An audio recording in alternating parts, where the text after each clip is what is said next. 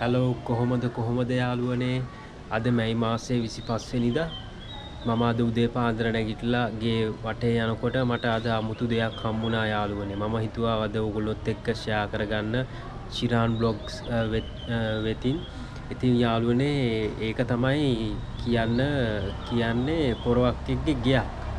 ඉතින් මම ඔයගොල්ලන්ට පෙන්වන්නම් දැන් ඒ කොරවක්කගේ කූඩුව මොන වගේද මොන වගේ ෆීල් එකක්ද තියෙන්නේ කියලා මාත් එක්ක යන් යාළුවනේ ඒක බලන්න.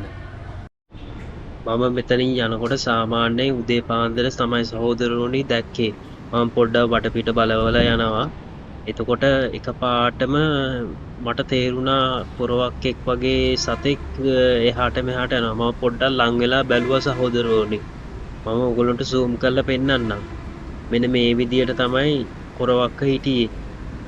මෙන්න මේ තමයි කොරවක්කගේ කූඩුව සහෝදරවරුනි. ඔයගොල්ලන්ට දැන් පේනවා ඇති ඔතන එයා ඉන්නවා පොඩියට සහෝදරවරුනි. මම පොඩි සද්දයකුත් දාලා බැලුවා සහෝදරවරුනි. එයා ගියේ නෑ. එක වුණාට මේ දැන් තව පාරක් මම සද්දයක් දාන්න ඉන්නේ. එයා තාමත් කූඩුවේ läගලා ඒ උණුසුම් දෙනවා සහෝදරවරුනි ඒ බිත්තර වලට. එයා හෙන ආදරෙන් රැක බලාගෙන ඉන්න වගේ මට තේරෙනවා. එන්න එයා එකපාරට ගියා සහෝදරවරුනි. මම ඔයගොල්ලන්ට ලං කරලා පෙන්නන්නම් මේ බිත්තරවල. මෙතන බිත්තර 6ක් තියෙනවා සහෝදරවරුනි. ඔයගොල්ලන්ට පේනව නේද? දැන් ඔයගොල්ලන්ට පේනවා කොරවක්කගේ බිත්තර මොන වගේද කියලා.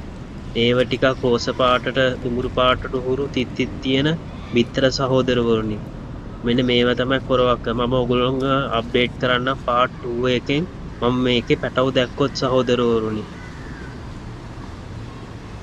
ඒ පැටව හරිම ලස්සනයි කියලා මම අදහස් කරනවා.